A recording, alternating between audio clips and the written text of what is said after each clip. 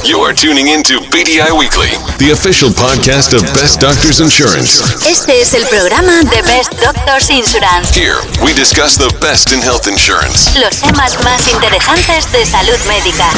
Medical mysteries, diagnosis, and world topics. Best Doctors Insurance. Em inovação e assistência médica.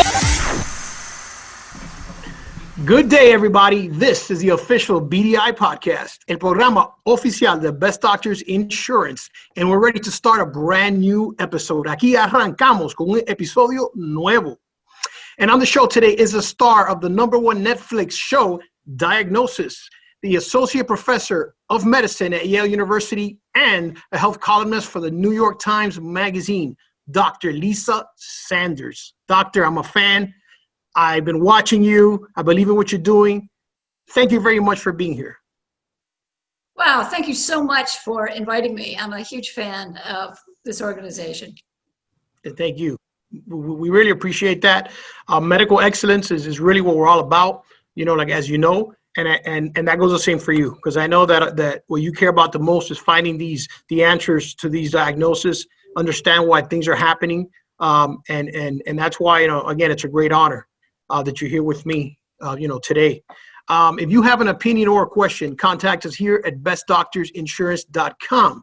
Tienes un comentario, contáctanos en la página de web.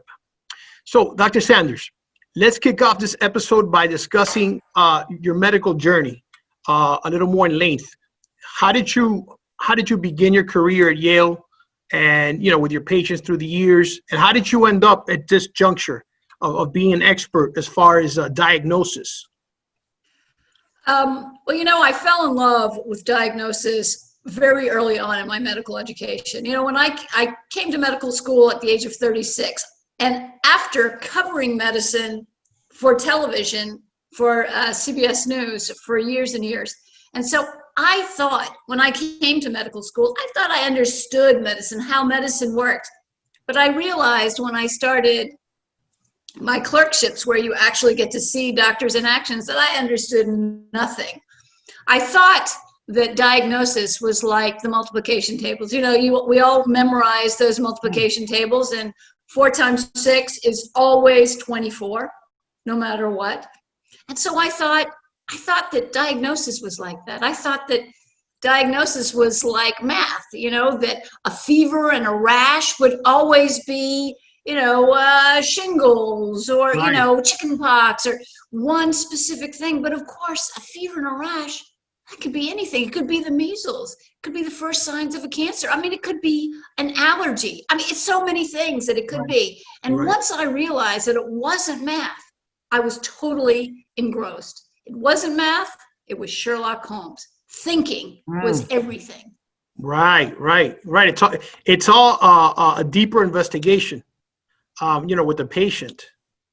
Absolutely. With the patient and their illness and their history and, their body. Right. And by the way, that's interesting. One thing you said there, that it's also a teachable opportunity. You just said you started the medical journey at age 36. Now, a lot of people believe that may be sort of too old, but that goes to show it's just not true. You can always do whatever, you want to do and whatever you're confident about, and anything that you're really passionate about. So that's very telling. Actually very interesting, you as a person, to do that, because I know a lot of people would probably feel discouraged and not want to take on, really such a massive career later in life. So I commend you for that. Wow. Well, I think that, my grandmother was working until she was in her mid-80s. So I felt like I had plenty of time. Yeah. Mid-80s, huh? So, tell me more about your Emmy Award-winning career, over at the networks. And what was that like? How did that prepare you for where you are today? Well, I think there's a lot of similarities between being a reporter and a producer and being a doctor. As it turns out, both reporters and doctors can ask just about any question shamelessly, and people will actually answer them. Right. In real life, that's not the Right. case. You can't Right. just go up to people that and say, "Excuse me, do you have sex with men, women, or both?" It's just not a question that you ask in polite society, but I ask it of all my patients when I first get to know them, when I first meet them. So I think that there are a lot of ways that being a reporter and being a doctor are very similar. I think we do important things, but the most important thing that doctors do is get the story. The most important things that reporters do is get the story. So the story is the starting point in medicine for diagnosis and then therapy and then getting better. So I think they're important parallels, but I like what I do with the story even more as a doctor than I did as a reporter. Right. Yeah, it's like if you seek, you could probably find it, right? You got to ask the right questions and do your due diligence, You have to ask the right questions. People ask me, when will AI take over diagnosis? And you know what? AI is not going to take over diagnosis anytime soon. You know what? We have seen the device that's going to take over diagnosis. Did you ever watch Star Trek? That tricorder thing that they hold over patients and tells what? Yeah, it tells you, right? That's going to be artificial intelligence. But until we have something that can actually see in the body, then we have to depend on people to tell us how they feel. Right. And honestly, after watching your show, or actually beginning to watch, the show, right away, some of the cases are like really heart-wrenching. There's some of the cases there, like some of those illnesses I've never seen, I've never heard of. I had no, like I didn't even think that stuff was possible. But the one that really got me was a veteran, right? Really? Yeah. My God, yeah. I mean, that's the one that I felt it the most right there, and I said, wow. So it makes you understand that it's really important stuff, and it's really important work. And it's good as someone like you is doing that. Wow. But I'm sure that people have asked you, like, well, you're welcome, absolutely. Yeah, and I imagine people have asked you so many times, what's missing, like in the medical field for doctors to have a better handle on developing, the right diagnosis? Well, I think, to be fair, most of the time doctors make the right diagnosis the first time you see a patient. A friend of mine, Hardeep Singh, looked at patients, primary care patient-doctor encounters, and counted up the times where the wrong diagnosis was made or no diagnosis was made, and how many times versus how many times the right diagnosis was made. And really, 94% of the time, people came out with the correct diagnosis after a single encounter with their doctor. Most people have what most people have. And, most doctors are pretty good at figuring out what most people have. We have a lot of experience with that. It's when you get to the strange things or the unusual presentations of something that might be common that you get into trouble. I think one of the difficulties is that medicine has grown so huge that it's almost impossible for any single doctor to know everything. We all know doctors that have been in the business for a really long time and who appear to know everything. That's great. Right. But, they're at they're not at the end of their careers, but they've had a long time to put that all together. There's no way that you can just study your way and know everything. So, it's difficult. One of my suggestions is that, especially for rare or unusual diseases, is that there be a specialty just devoted to difficult diagnoses. It's a whole different group of diseases that we would all know. Now, most medical doctors are experts in chronic diseases because those are the real killers of Americans. Right. Diabetes, hypertension, heart disease, lung disease. Those are the things that really kill Americans. And you have to know a lot to take care of patients like this, to stay up to date with the newest medicines, the newest technology, the newest tests. Once you get beyond that, it gets difficult. It's hard to be an expert on absolutely everything. Right, it's more important, I think, to know or for most doctors to know what's going to kill most Americans. And that's where our training goes. Right. Absolutely. Absolutely. You know what? So we've talked about, the show. So what we're going to do is roll a clip real quick so that everyone watching could have an idea of what it is that we've been referencing. Oh, so let's thank roll. you. That's great. What if social media could save lives? Right now, there are literally millions of people struggling with undiagnosed medical conditions. I'm Brittany, Kamaya's mom. She's 6 years old. She's paralyzed anywhere from 3 to 20 seconds, over 300 times a day. I was in the Gulf War. I served 8 years, and now I'm losing my memory. Every time the deja vu happens, I feel my eyes roll in the back of my head, and then I flatline. Sadie has this incurable disease that the only thing you can do is, remove half of her brain. How could that be the only thing you do to a kid? My body is going through something. The doctors are like, we can't help you. I want to know if somebody else has this. They need something different, the kind of thinking that happens usually outside the hospital. I'm Dr. Lisa Sanders, and I'm a physician at Yale. And for the past 15 years, I've written a column for the New York Times Magazine about patients who have mysterious symptoms, but I always wanted to go the next step.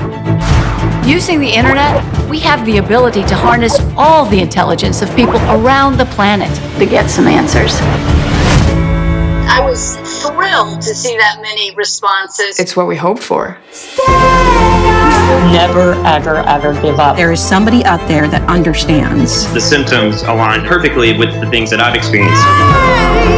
There's another mom out there like me that was looking for an answer. We're not the only ones. You gotta keep a positive attitude. It's good news. We can create a movement. There's hope. 1, 2. Are you trying to kick me? No!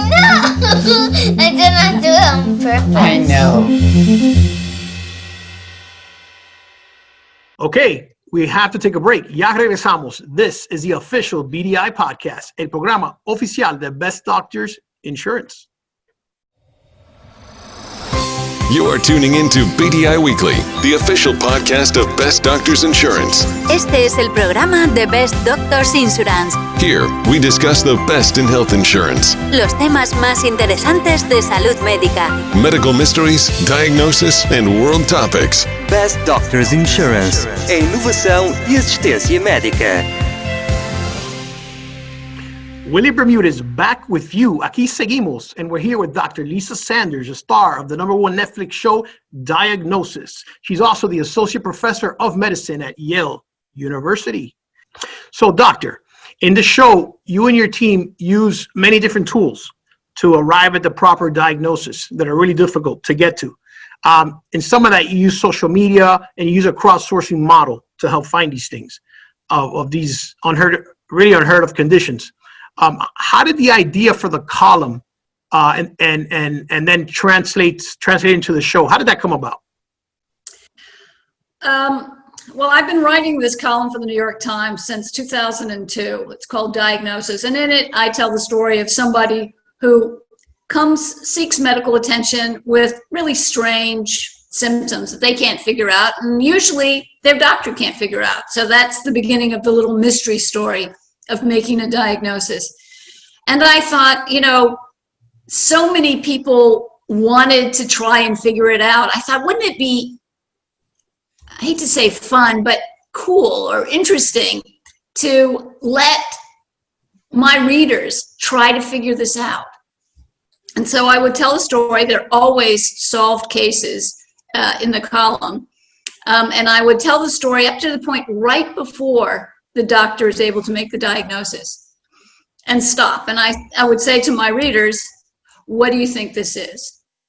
And people would write in with what they said. And I mean, hundreds of people would write in. It was crazy. It was great.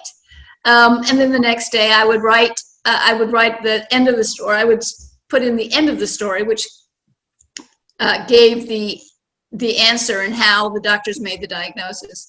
It was a very popular column, and it ran for 6 years until I just got to be, it was too much. It's too much. So I stopped.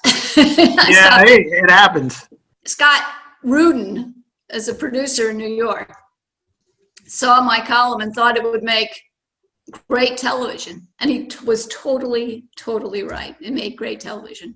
And it's helpful at the same time, because it's one thing to have good ratings, but it's helpful. I mean, and it's beneficial. So that column served as the blueprint for everything, really. I get to understand better the crowdsourcing component, because it's basically being able to gather data from different people, from different places where there's no real database. One of the things we know about diagnosis is that the person who's most likely to make the right diagnosis when it's difficult is the person who's seen it before.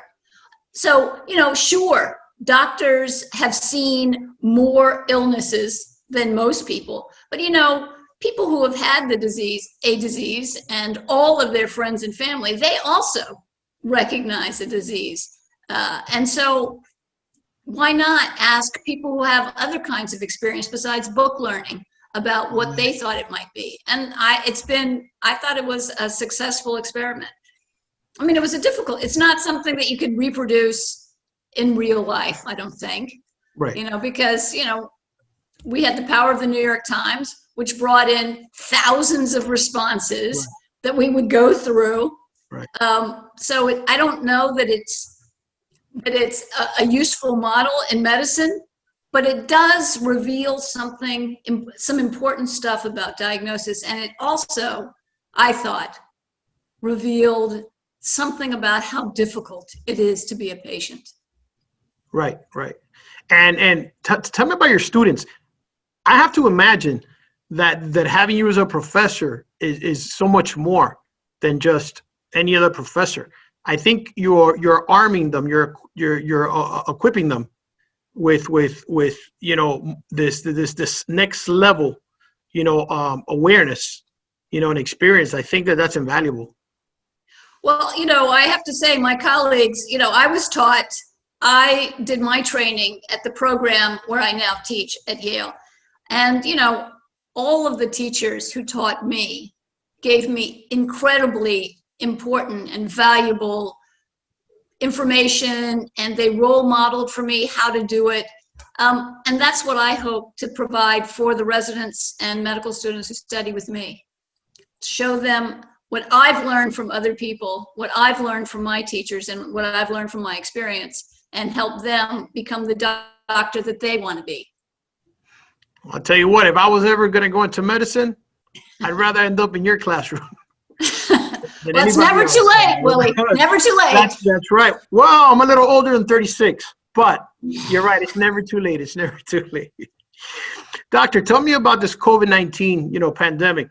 I mean, how has that complicated, things as far as these diagnoses, these processes? Have you noticed anything, more unusual?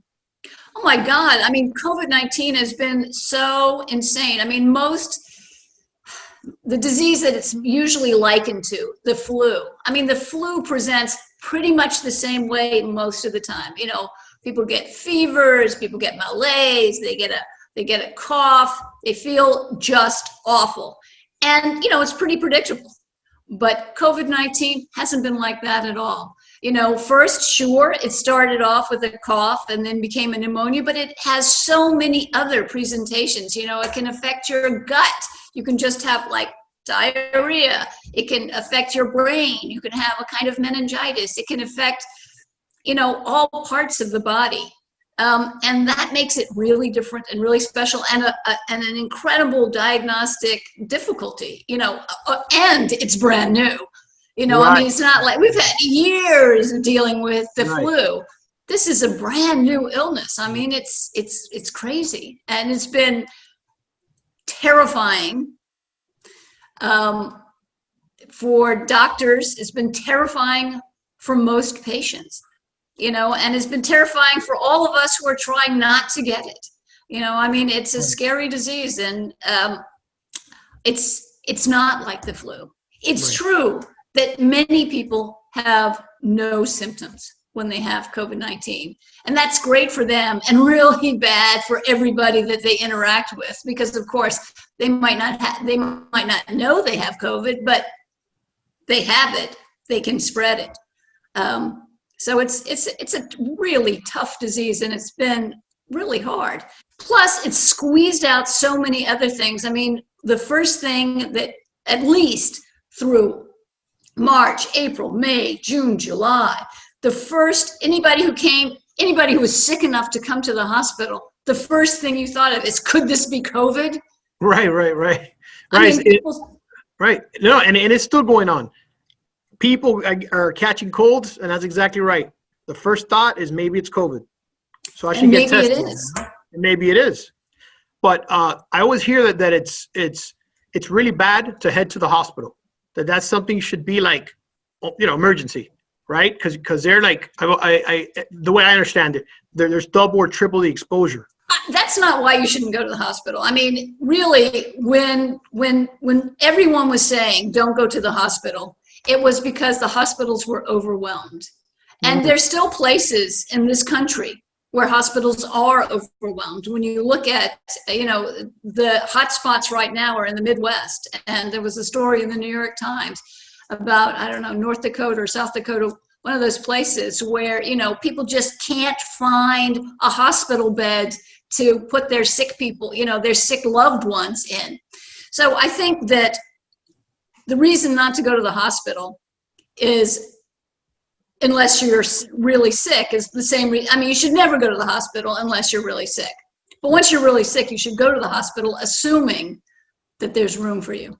I mean, in New York, we all saw those images of, people crowding out through the doors into the outside, people who are sick waiting to be seen in the emergency room. And so for that reason, it's a good time not to go to the hospital. But now, where unless you're living in a hot spot, the hospital is a pretty safe place. We have learned, our learning curve was awful. Lots of people died. Lots of people got sick who shouldn't have gotten sick because we didn't know anything. I mean, we were learning on the fly. Right. Yeah, it's like the unknown.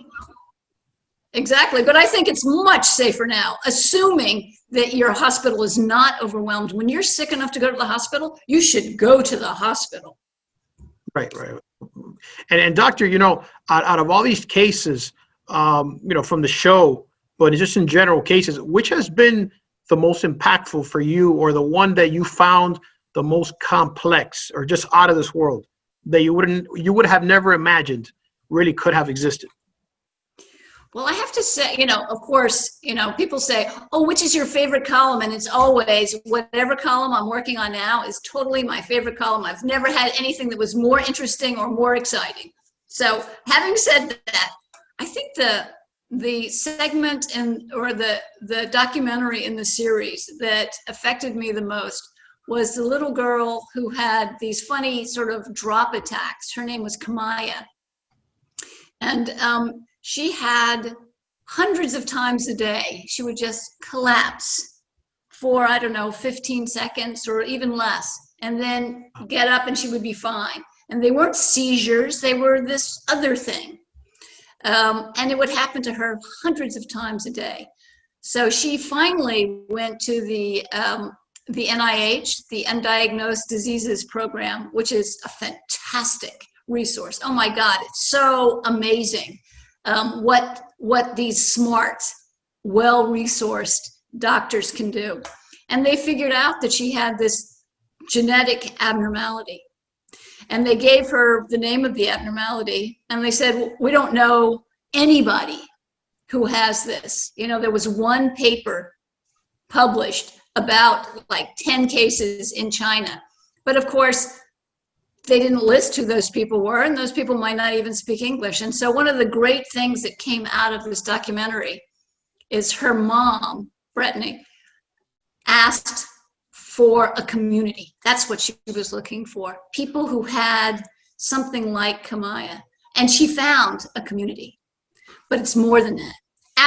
So this documentary airs, and it's wonderful. I mean, she Kamaya has several friends who have exactly what she has. So now her mom sort of knows what to expect, knows what's going to happen, and they have each other to support. But there was a family in Queens, New York, watching the show, and their son has this disease. But what's really interesting about this is that well before this boy ever had a name for his disease, they had found a treatment that kept him from having most of these attacks. So he used to have hundreds of attacks, just like Kamaya. And he started taking this medicine, sort of lucky. And suddenly those attacks stopped. And so he reached out, his family reached out to Kamaya's family. And so now that whole community of people who have this kind of genetic abnormality are taking this medication, and it's really improved the quality of their lives. I mean, to me, that's the real power of, crowds. Yeah, I mean, it's basically everyone became everyone's support system and educational system. And now, yeah, her quality of life has to be better. So much better, and so many other people's lives also so much better because of this. So, that to me, that was such an important lesson. I mean, it's kind of crazy to think that, it took, a newspaper that has millions of subscribers and a television network that has millions of subscribers, and we were able to help, 20 kids, but still, their lives, right? Their lives have been changed forever. Absolutely, for the better. Yeah, because if you didn't have the column, you didn't have the series, and you had nothing, there's a big chance that none of those 20 kids would have been helped. So, it's wow, it's definitely impactful. And how do you deal with the emotional toll of it all? I mean, is it like sort of like a police officer or a firefighter? You're exposed to a lot of traumatic, elements where you just have to sort of deal with it. And then later on, you just start to become desensitized a little bit. I don't think I'm desensitized. I think, the opportunity to help people is always a great opportunity. And I don't, I wish that I could fix everybody, but that's not medicine. That's not medicine as we know it now. But if I can help, I hope I help all my patients, but if I can really help just most of them, then that's successful. And I don't even expect that much from, my writing. In writing these columns, I had basically two goals. One was to persuade lots of really smart kids that going into medicine and becoming a doctor, a diagnostician, was the right thing to do. That would be cool and fun. And my second goal was really to give everybody who's Googling with symptoms, give a disease a clear presentation so that people might be able to recognize themselves. And I have to say, not a month goes by that I don't get an email from somebody who says, thanks, I was Googling this, I found your column, I took it to my doctor, and, and it helped me get a diagnosis. And that's, what's better than that? Nothing, right? Nothing, absolutely nothing. That's absolutely helping. That's helping humanity. I mean, I could go on and on, but I'll tell you, us here at Best Doctors, we recognize what you're doing. We're very proud of what you're doing. I used to consult for a show called House, which was based on my column, at least in part. And the one thing that drove me crazy about House, well, there was more than one thing. I loved that show, but there was more than one thing that made me crazy. Like, how could that guy be such a jerk? And yet he was so great. He was so great. But one of the things about that show that made me crazy is that it looked like only one guy was able to figure these things out. And in fact, the world of medicine is filled with doctors who want to make diagnoses, who do make important diagnoses all the time. It's not just one guy. Right, correct. No, absolutely Especially not one cranky guy. Yeah, he's and I think he's a British guy, right? He's a British actor, actually. Oh yeah, Hugh Laurie. He was so fabulous, I must say. Yeah. You know, I have to tell you, when the producer who came up with the show first called me and asked me if I wanted to be part of it, I said, well, tell me what this show is. And he says, well, it's about an arrogant, irritable, drug-addicted doctor who hates patients and loves diagnosis. And of course, I said, oh, that's great. But in my mind, I was thinking, who would watch a show like that? That sounds terrible. Right. And then they sent me the pilot with Hugh in it. And somehow, I don't know how, but somehow he is, despite his crusty exterior, he is somebody that you like and care about. I don't know how. Yeah, but, right. And he actually does care about patients. It's amazing that Hugh, but it's because Hugh was such a great actor. Yeah, great actor. That. Great show, right? No, yeah. I mean, like I watched it for a few seasons, like maybe two seasons or something. Mm-hmm, mm-hmm. But definitely, yeah, it was this guy. He's personally had all these problems, but it would usually translate to success for the patient. So yes. Definitely, no, but yes, I think that it's very important. Either way, like you steered the path. Like you opened up the path for all of this, and I think that's a great thing. Thank you. And really, I hope it continues. So you also published this great book that I've heard about called The Art of Being a Detective of Diagnosis, but it's called Every Patient Tells a Story, Medical Mysteries and the Art of Diagnosis. Tell me a little bit about that journey, and do you have any plans to write another book? Well, in my book, I wanted to break down the process of making a diagnosis. I mean, I've always been fascinated by that process, and this gave me an opportunity to take it step by step. First getting the story and the physical exam and tests and thinking it through. So each section of the book is each step of the way to making a diagnosis and how that works.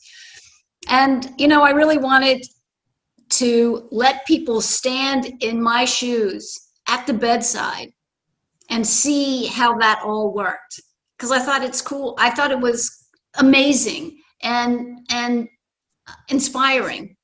It's inspiring to me, so I wanted to share that. So that's why I wrote that book.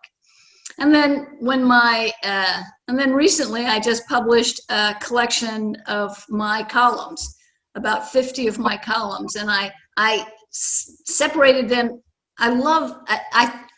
You don't get very many good ideas in life, really.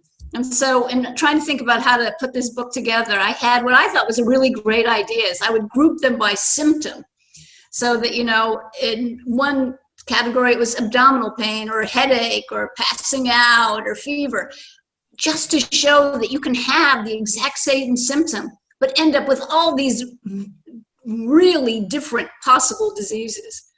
And so, if you come in with a fever, it might be an infection, but it could be cancer. It could be an allergy. It could be all kinds of things. And that's what is fascinating about medicine and about diagnosis. It really is. So that book is called Diagnosis, I think, Solving the Most Baffling Medical Mysteries. So you want a little detective there. Yeah. Oh, absolutely. Absolutely. Absolutely. And I'm definitely going to read it. Great. And then you asked me about what I'm going to do next. I don't know what I'm going to do next, but I'll tell you what I want to do next, and I just have to see if I can arrange it. Because, I have been fascinated by dermatology. Really? I love the idea that you could just walk into an exam room and know something important about what's going on inside a body by looking at the outside. So I'm going to see if I can figure out a way to get some extra training in dermatology. I don't want to be a dermatologist. I want to be an internist, but I want that skill in my pocket. I would love to take a year off and do a year of a dermatology residency, or 2 years or 3 years or whatever they would allow me to do, and really get deep into it and figure this out and figure out how I can teach it to other internists. That's one of the things I'm thinking about doing next. I just have to figure out how to get that done. Doctor, there's no challenge big enough for you. That I know. Keeps life interesting. You know what I mean? It does. Set goals and, do your best to accomplish them. But I'm very happy to hear that, and I'm definitely going to read that book, and hopefully everybody reads that new book as well. Well, thank you. I would love that. Absolutely. Doctor, here at Best Doctors, there's a service, a tool that we use called InterConsultation. And what that is, it's a second medical opinion service. So our members send it off, through as simple as a fax, really. Like any medical history, their medical records, along with the diagnosis. And then it gets, either confirmed by very reputable doctors, part of a very prestigious network, and they then in turn reply and either give a new diagnosis or confirm, the original. So very interesting that we do have. Great that. idea. Sometimes the most important thing you can have in a diagnosis is a new set of eyes. So great. Right. 2 doctors looking at it, 3, 4, better. Absolutely. Than just one. Well, doctor, I'll tell you, it's really been a fun time, to spend this time with you. All the positive things I can say about you, I think I said early on at the beginning. The other thing I can say is thank you very much, for joining me this afternoon, for being here with us on the show.